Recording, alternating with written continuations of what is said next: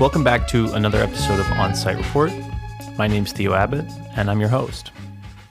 Now today, this episode's going to work a little different. At the end of the last episode, we promised a discussion about the 2010 Winter Olympics, which we're going to get to. But first, we're going to splice in a talk about an area of Vancouver that I think is really important and ultimately emblematic of the city's arrival on the global stage and the city's transformation into what we've been calling the neoliberal Vancouver, the neoliberal city. And that area is False Creek North and False Creek South. And this ties in well with what we talked about in the last episode, which, if you recall, we chatted a lot about the International Village Mall, or Tinseltown. And False Creek, at least False Creek North, is sort of a cousin to IVM in that they're both, related to the post-Expo land grab, in which the city of, or the province of BC sold off 1/6 of the downtown Vancouver Peninsula to private ownership, specifically to Concord Pacific. And as we discussed, Concord Pacific eventually sold a smaller parcel of that land to a group called Henderson Development, and Henderson Development went on to make this weird, sort of bizarre little mall that exists at the border of Chinatown and the downtown east side, which still hasn't really managed to get much purchase with local shoppers in the city. But that said, the brother of IVM, if you will, is False Creek North. And False Creek North has been developed primarily by Concord Pacific, entirely by Concord Pacific, I should say. And these developments have been wildly successful. Buildings like the Erickson, the Arc, you'll know these buildings if you've ever been in the area because they're all, tinted with glass windows that are seafoam green. They're all podiumed with townhomes at the bottom. These townhomes open out onto very manicured park space, and some of them also overlook the Vancouver seawall and, of course, the body of water that is False Creek itself. And emanating from this place is the spirit of what we call Vancouverism. And Vancouverism emerged as a response to the outdated precepts of last century's Manhattanism, which was a form of urban development that, of course, originated from New York in Manhattan. So False Creek is the epicenter of Vancouverism. And it's also received various accolades over the years. The buildings themselves have been highly rewarded and celebrated among urban planners and architects. And while this is the case, there is no form of flattery higher than imitation. And as such, False Creek North's biggest accolade comes from its recreation in the Arabian desert. Now, if you're scratching your head and you're wondering, what on earth are you talking about, Theo? Fear not, because an explanation is coming. And in fact, that's the theme of today's conversation. I recently sat down with Henry Tsang, who's a local visual artist and media artist based here in Vancouver. He also works as an educator at the Emily Carr University of Art and Design. And over the last decade, himself and Glenn Lowry and Simon Levin took on this project that they called the Mariah Project, subheader, Reflecting Urban Waterfronts. And I sat down with Henry. We covered a lot of ground. We covered some of the core themes of what I'm really interested in, which is the homogenization of global cities and how cities are coming to look eerily similar, and they're also coming to share certain social and urban issues, which I think kind of interconnect them in a very bizarre and often morbid way. And so this project that they took on over the last several years really speaks to a lot of those themes. And we covered a lot of ground in our conversation. So without further ado, here is my talk with Henry Tsang.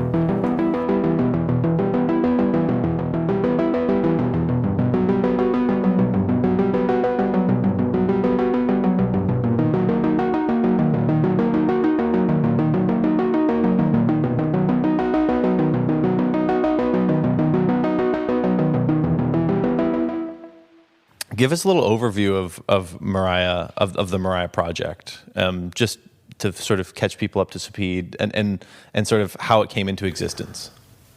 Well, it came into being through a grant application, like many projects, right?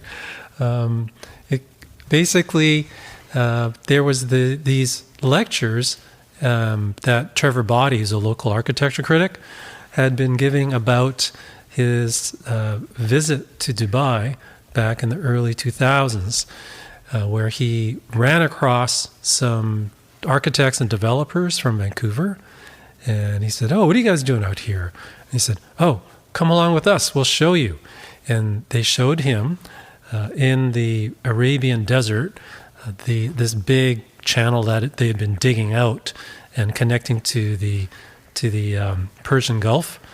And they said, "We're building. What does this look like, Trevor?" And Trevor is looking and looking and goes, "There's something kind of uncannily familiar about this." And he went, "Oh my God, you guys are building a false creek." And they said, "Yeah, they're basically, these were guys who were from Concord Pacific, and they'd been headhunted by Emaar, which at the time was, I think, about to be the largest real estate development company in the world. And they were shopping around for ideas. They were traveling the world, and they came to Vancouver, and they looked at what Concord Pacific was doing around False Creek North, and they liked what they saw, and then they actually poached some of the staff, and they also hired the master planner, the original master planner for False Creek North, Stanley Kwok, and they built themselves a version of their interpretation of False Creek, and or Concord Pacific Place specifically. So I'd invited Trevor to come to Emily Carr University, where I teach, to give a talk about the project. And I was talking to a colleague about ideas for a grant proposal, and so we pitched that to SSHRC, Social Sciences Humanities Research Council, and we got funding, and that kickstarted our research project into the reappearance of False Creek in Dubai. Yeah, and Trevor Body, of course, is did he coin Vancouverism? Well, he certainly uses that term a lot. I don't know if he himself coined it. You could always ask Trevor. Yeah. He will give you the whole context around that, I'm sure. Yeah. And so one thing that I love about this project is that it focuses on False Creek North, of course, and the mirroring between these two places. And what do you think it means to have a place, a place that is identical in one city as it is to another place? What does it mean to have another version of a place elsewhere? Well, the funny thing is, in the promotional materials that Emaar used for marketing the Dubai Marina, which is what it became called, that whole area, they don't actually mention Vancouver. Yeah. They actually refer to the experience of the design of Dubai Marina and the experience of living there as Venetian. Interesting. So Vancouver doesn't quite cut it. Yeah. In terms of branding. Yeah. Yeah. At least it didn't then. I wonder if that's changed at all. There's places in China that have referred to Vancouver and Toronto that are master plan communities, but I don't think the Dubai developers found it useful. They also didn't design it exactly like what we have here, although there are 3 bridges like we have. It is a different geography, and they basically could make the shape however they liked. And then they didn't do what Concord did here, which was, because Concord controls all of that land, and then they did the slow release right onto the market. developing it, selling it off. They haven't finished. And when did they start? Like 3 decades ago? Yeah. And they still haven't finished. It's amazing, right? Yeah. That they've held on to this long. But in Dubai, Emaar sold off plots to different developers. So you have this section here with this kind of architectural style and a different kind of massing and density. Then you have right next to it another kind of look and feel, and then next to that another look and feel. When we came back from, my collaborators are Glenn Lowry and Simon Levin. When we came back from maybe our 3rd trip to Dubai and showed Stanley Kwok, the former master planner who worked actually for Emaar and did all this plans, that they went, okay, this is a blueprint, and then we'll make our adjustments. And so when we showed him photographs of what had been built, he just went, what? Oh, they did it all wrong. Yeah. And you hear many architects who've master planned places, like later on they go visit and they go, oh, like I remember Bing Tom talking about this entire city that he master planned for this place in China, and they decided to tilt it like 120 degrees in another direction, which completely threw off the design. Yeah. Right? And he's going, they didn't, like, they don't, they do whatever they want with the plans afterwards because they use their local architects and builders and so forth, right? And in like where they were building in the desert in Dubai,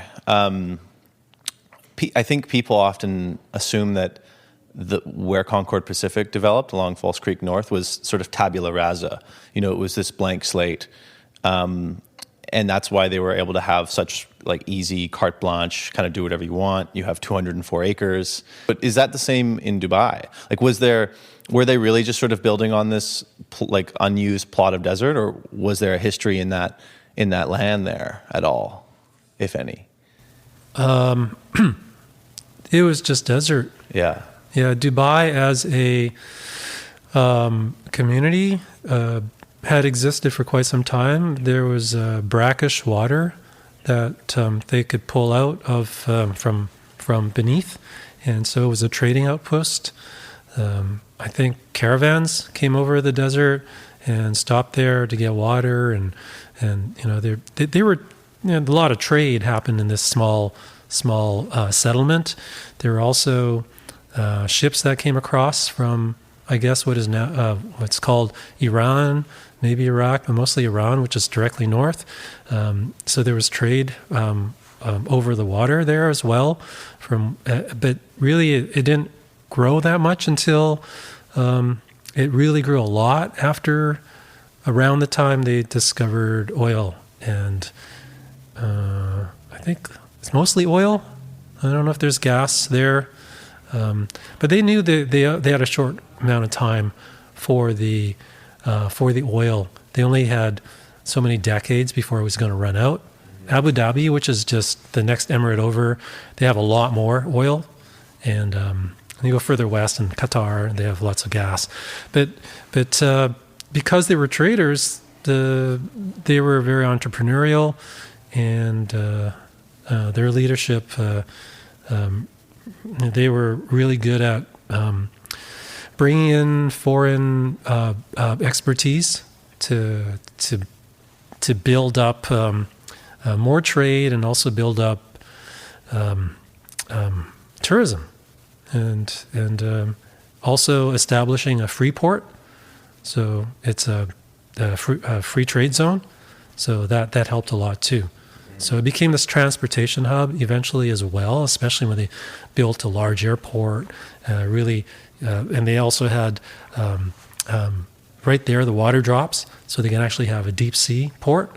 So right. They were really, really aggressive with that growth. Yeah, and like I've spent a good deal of time throughout False Creek North over the years, walking and sort of taking that area in since it's changed. And I'm pretty familiar with who is there, and like I like to think that I've looked at the residents that area has been inhabited by since, and I think a lot about who that area was built for.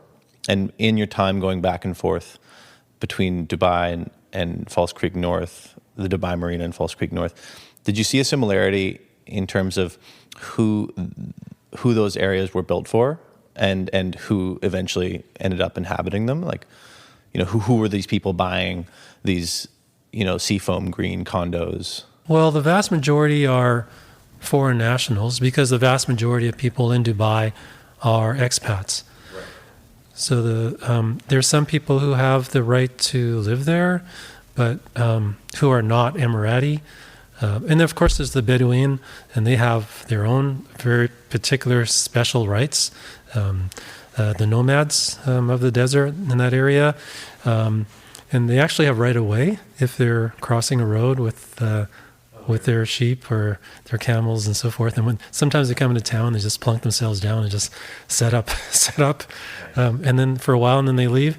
It's a really different kind of culture that way that we're not familiar with here out in this part of the world. But it was just desert, right? I mean, that where the Dubai Marina is, where the vast majority of Dubai is now, and same with Sharjah, same with Abu Dhabi. They were small settlements, like really, really small.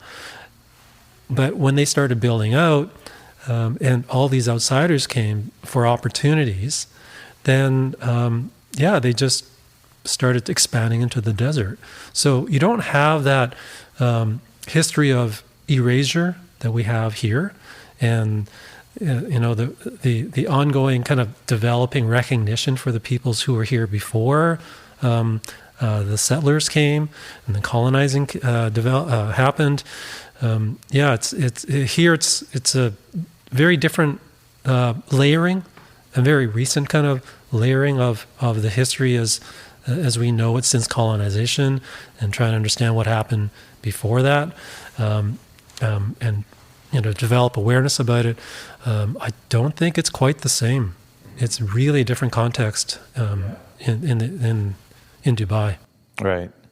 Yeah. On our last episode, we talked a lot about Tinseltown Mall, which was a sort of a cousin of False Creek North, because it was part of the same land grab. Li Shaoqi acquired his own little parcel from the initial 204-acre parcel. Yeah, I didn't know that. Yeah. And then they built this mall, at the intersection of Chinatown and what was at the time of construction the poorest postal code in Canada, and I think a big part of the failure of that mall was that it failed to relate with the built physical surroundings. It failed to have any relational identity to what it was surrounded by, and the same can be said for False Creek North, except that Concord development has been wildly successful, whereas the IVM International Village Mall hasn't been successful. But I wonder what if they wanted to build something that was more of an homage to the history of that site, whether it would have been most recently industrial, but did anyone really want that? I don't know. They have Cooper's Park right there, which is supposed to be an homage to the cooperage, the barrel making factory there. But other than that, there's not really any reference to the industrial past of that. Vancouver's very happy to sweep that under the rug. Well, there's some public art that refers to that past. Yeah, right. And then obviously they haven't done anything to try to honor or acknowledge the indigenous history in any sort of meaningful way with the Concord development. It's all sort of been swept under the rug, Yeah, hopefully there will be more recognition of some of the uses in the settlements around that area by the indigenous folks. There's a lot of work still yet to be done. And you mentioned the art, and this is something I've kind of wanted to ask you about, the role of art and the artistic city, the role of the city being an artistic process. This is something that gets mentioned a bit in the book. And do you think the role of specifically public art, or more generally art in cities, has changed recently, or taken on a new meaning or new value? Well, I guess there's different ways in which public art is commissioned, you know. There's different options for developers too. Like, first of all, not every larger urban project automatically gets public art. There's the although I haven't kept up lately on the details, but generally it's results of upzoning. If you're going to be asking to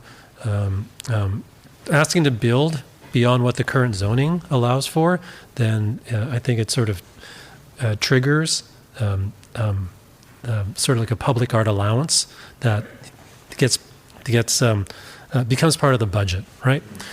For you to get your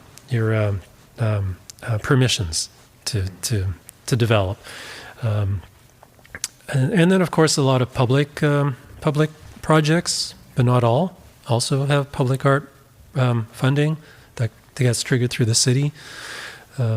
And because we do have a public art advisory council, there's certain desires from the people on the council, the committee, and awareness through the city itself. You know, social planning, cultural planning areas, where we want to have art reflect our culture in some way, and to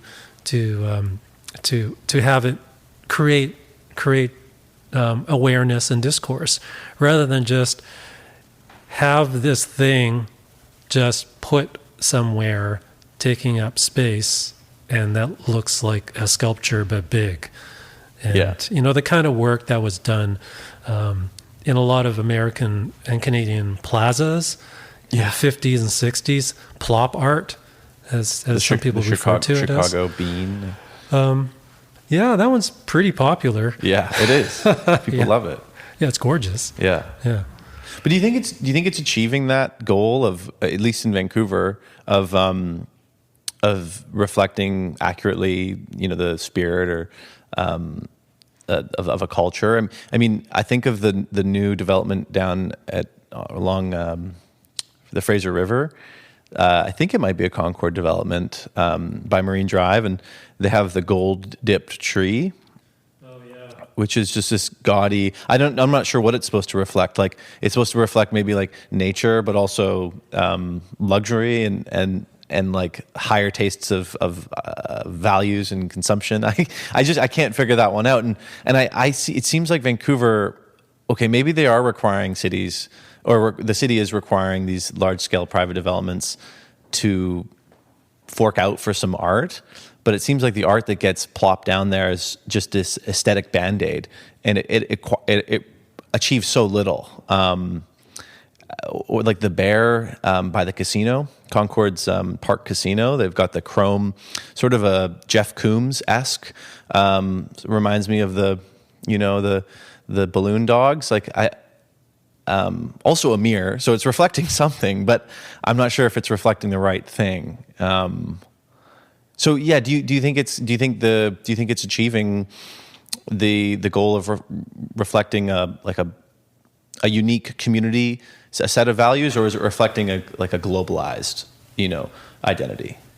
Well, it's going to run the gamut, right? And each project has anywhere from, there's different ways in which projects are chosen. And sometimes it's not a committee. Maybe a developer can just decide to pay into the public art kind of system and choose not to go that route and just commission something themselves. And it costs them more, but they have more control. Yeah. So there's different avenues they have. It's just how they want to spend their money and how they want to how they see their development.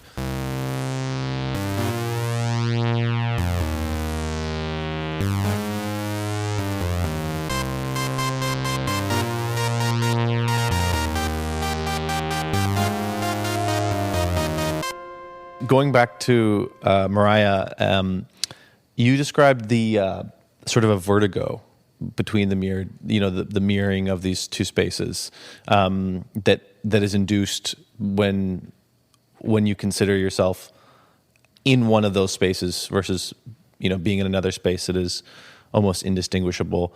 Could you just go into that a little more? Because I'm been super interested in this process of how the homogenization of built spaces tends to disorient people.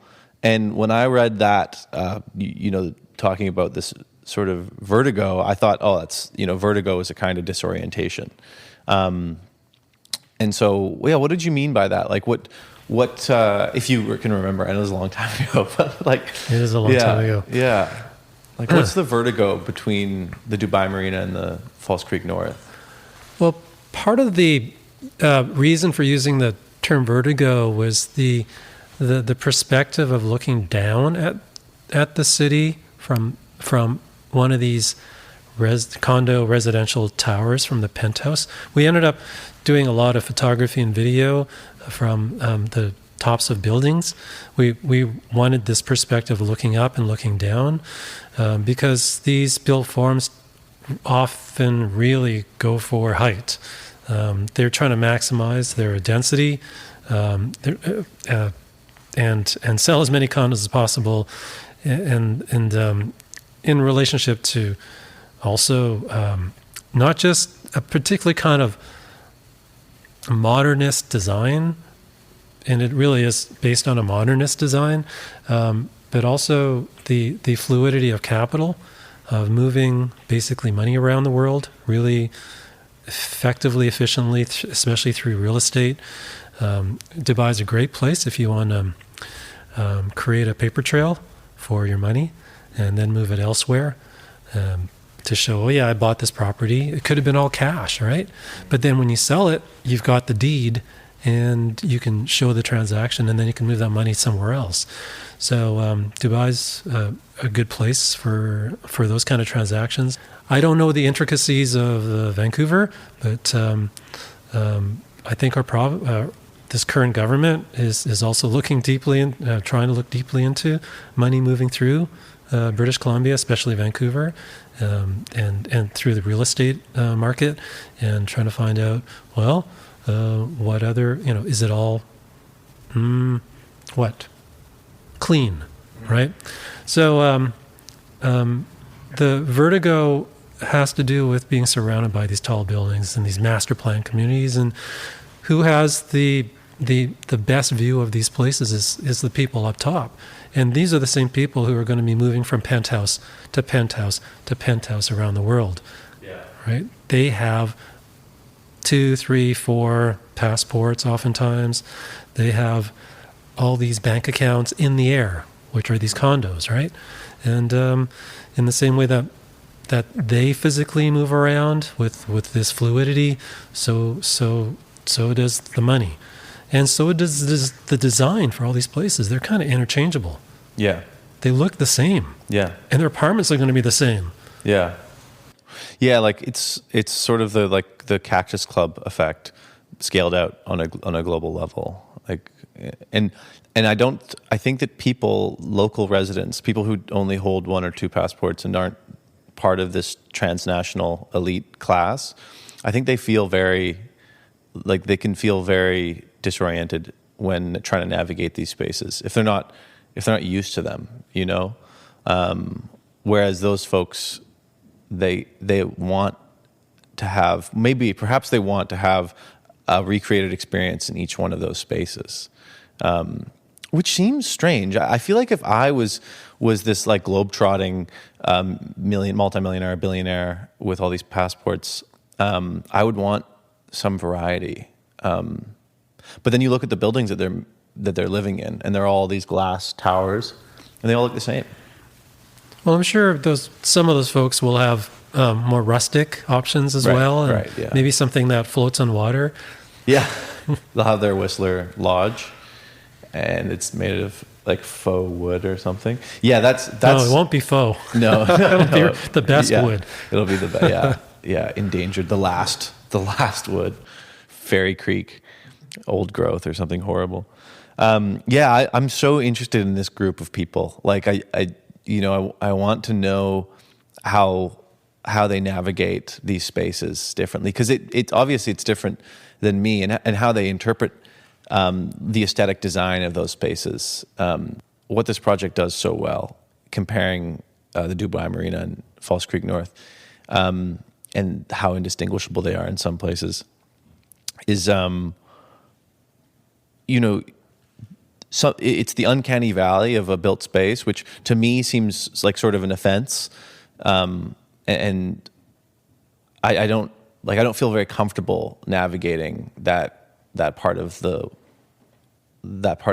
seawall.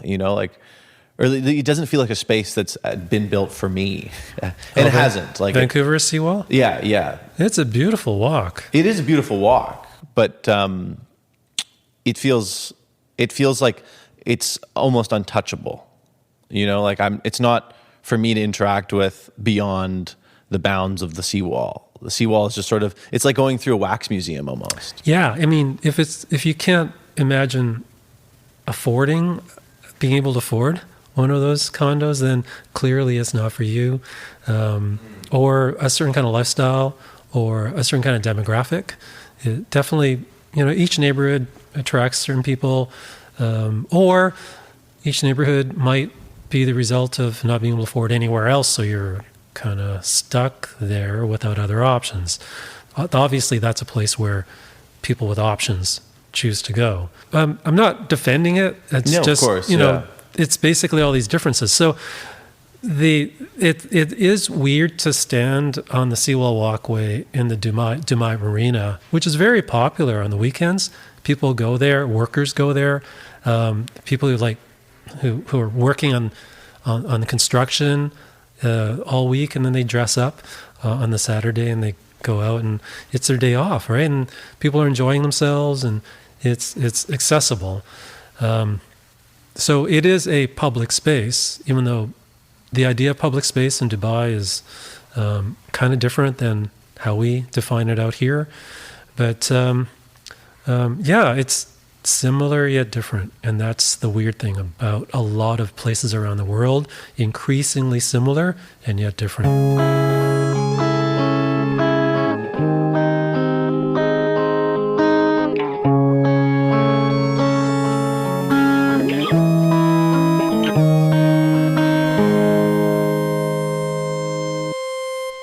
When Stanley Kwok was working for the province, the architect, master planner guy, he used to work for BC Place Corporation, which is a crown corporation. And one of the first things that was built, and it became its own kind of thing, was BC Place itself. Because before that, it was all industrial land, as you had mentioned earlier. And so he had this whole master plan for developing the what was going to be after the Expo 86. He had it all drawn out and everything, and he did and then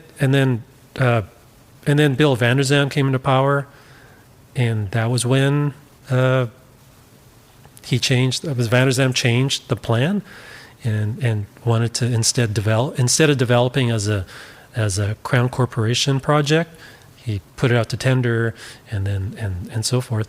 So that was when Stanley Kwok quit, and then he gets a call from Lei Ga-sing in Hong Kong saying, "Would you consider putting in the bid on my behalf?" And the two other guys, I think it's two other guys. So Stanley Kwok flew to Hong Kong, had a meeting with them, and put a team together to bid on the same property he'd been working on for a decade. And then apparently there were only 2 or 3 bids on it.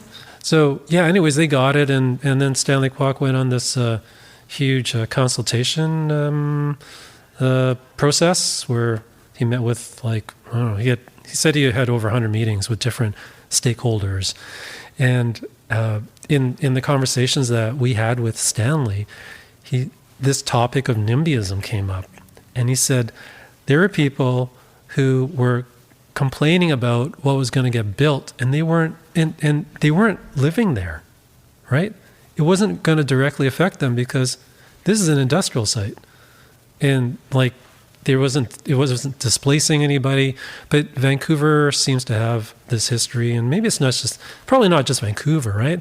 But the idea of change or building something that might bring in more people, it makes some people kind of nervous. I think that's pretty universal, at least in North America, largely in part maybe because the way the things that we build now tend to be so repulsive. And, I think Howard Kunstler, he wrote this book called The Geography of Nowhere. In the book, he talks about how like a new building in a community used to be, or a new structure in a community used to be welcomed as a family welcomes a baby. People used to anticipate it. And there was this expectation that the new thing that would be built would be like a reflection of that community, and just like a baby is a reflection of its family. And I think people are so, especially in Vancouver, I know whenever I see a new condo going up, it's the instant reaction is just like, oh God, like I turn away and I sort of scoff. And I think we've just been conditioned, at least as North Americans, to expect, like it's the rule, not the exception, that the thing that's getting built might be sort of an insult to the environment or a blight on the environment. But that said, one of the good counters I've heard to people criticizing False Creek North is like, well, what would they have done different if they didn't assemble this land and give it all away for pennies? How else would they have managed the giveaway? And is it perhaps maybe a little bit better to have something that might not be for everyone, but we can walk along and appreciate? And would it still be getting developed? Like, I know Concord's been dragging their heels with the rollout of all those buildings, but what if it was like, BOSA developing here, the BOSA developments, and then Concord got a little bit, and then Jack Poole got a little bit too. It might have made something that was far less conducive and it's so homogenous. Yeah, the designs are all so homogenous. Yeah. That's one of the big issues around walking along the seawall. You never really want to look at the buildings. Yeah. The Ericsson building stands out, but too bad about how short it is. But that's another story. One of the big kind of like lacking features of Vancouver is interesting design. It's just not common enough. It's not like we don't have good architects here, but some places you see good design way more often than we do here. There's to be generous, the mediocre, just functional look is so common everywhere. And maybe the fact that we are the place where the Vancouver Special has come from makes sense. Maybe it actually is consistent with the look and the feel of the city, unfortunately. So when we do have architecturally or otherwise other design kind of something worth paying attention to, they really stick out.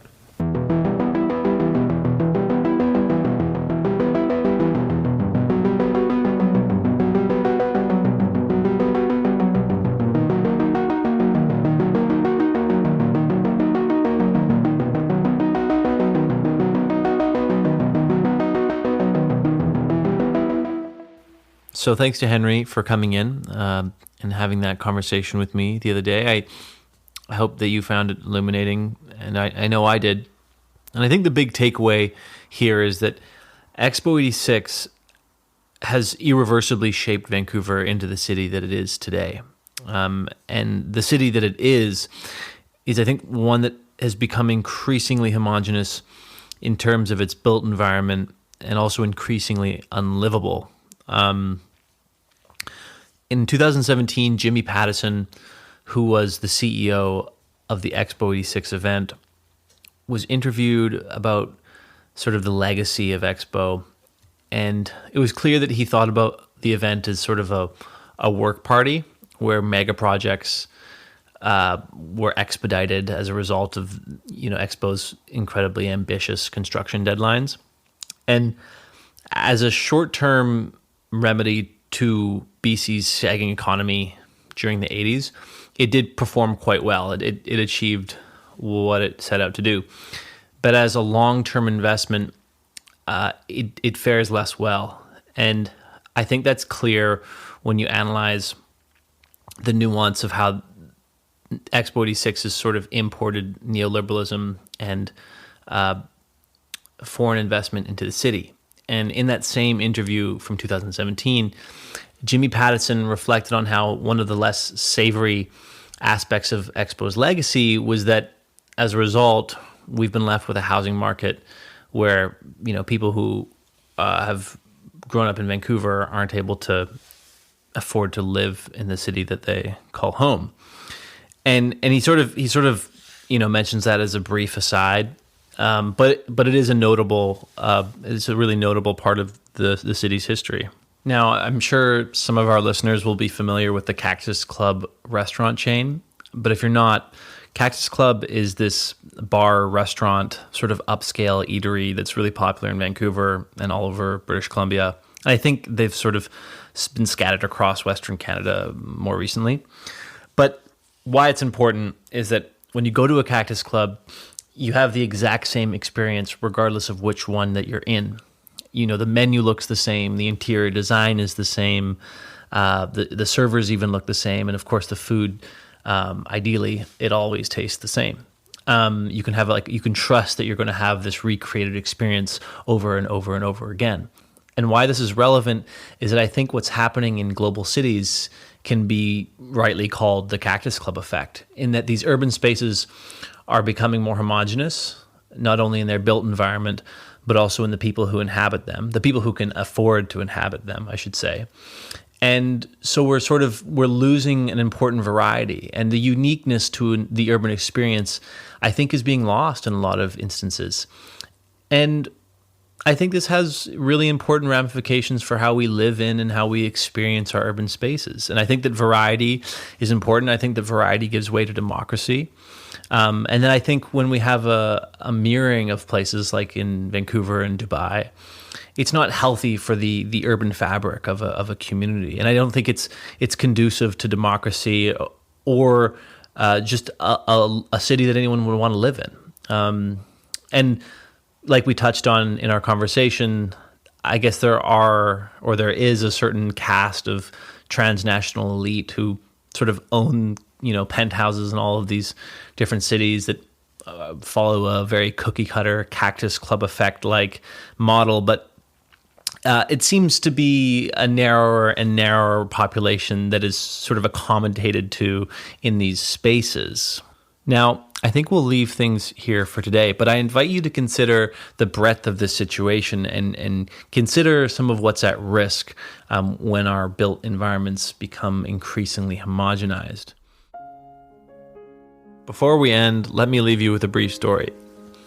In my neighborhood, there is a community center, and at that community center is a guy named Giles.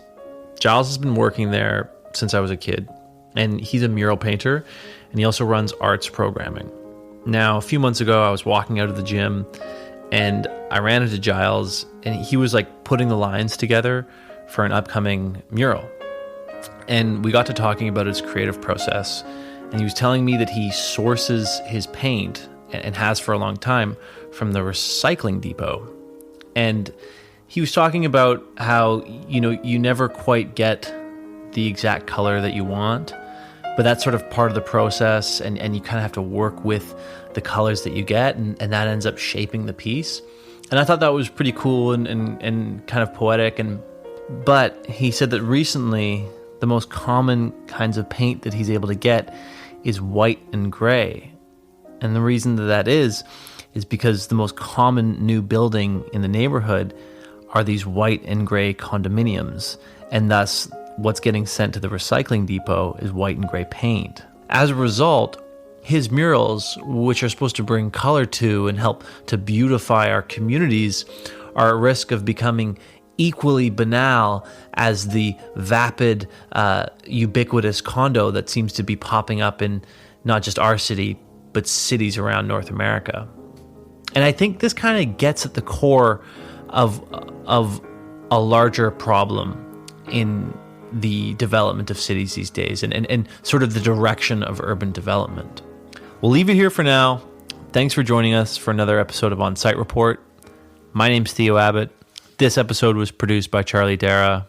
Hope to see you next time. It's a Tokyo bouncy ball, it's an Oslo bouncy ball, it's a Rio de Janeiro bouncy ball. Filter, I love these mighty oaks, don't you? Do everything and feel nothing, wristband, theme park, scratch card, lanyard. Do everything, feel nothing. Do everything and feel nothing.